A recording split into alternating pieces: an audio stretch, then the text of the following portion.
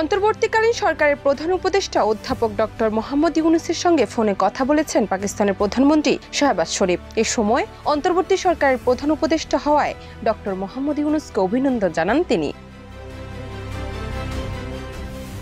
পাকিস্তানের প্রধানমন্ত্রী কার্যালয়ের প্রেস উইংয়ের সংবাদ বিজ্ঞপ্তিতে এই তথ্য জানানো হয়।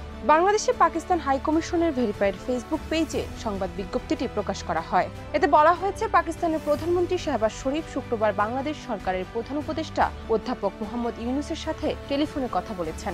কথোপকথনে প্রধানমন্ত্রী শাহবাজ প্রধান উপদেষ্টার পদ গ্রহণের জন্য অধ্যাপক মোহাম্মদ ইউনূসকে অভিনন্দন জানান এবং বাংলাদেশের আর্থসামাজিক উন্নয়নে তার অবদানের প্রশংসা করেন। এছাড়া বাংলাদেশের সাম্প্রতিক বন্যায় সৃষ্ট ধ্বংসযজ্ঞের ঘটনাও সমবেদনা প্রকাশ করেন শাহবাজ।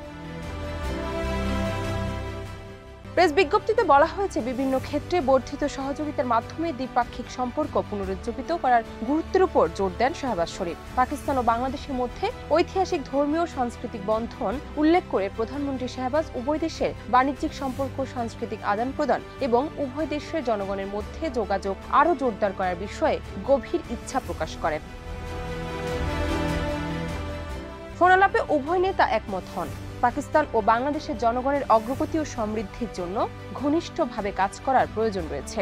এছাড়া বৃহত্তর আঞ্চলিক সহযোগিতা দক্ষিণ এশিয়ার জনগণের জীবনযাত্রার উন্নয়নে গুরুত্বপূর্ণ ভূমিকা পালন করতে পারে বলেও একমত হন তারা। Professor doctor Mohammad Yunus telephone আলাপে প্রধানমন্ত্রী শাহবাজ শরীফকে ধন্যবাদ জানান। ডেস্ক রিপোর্ট, দেশ রূপান্তর।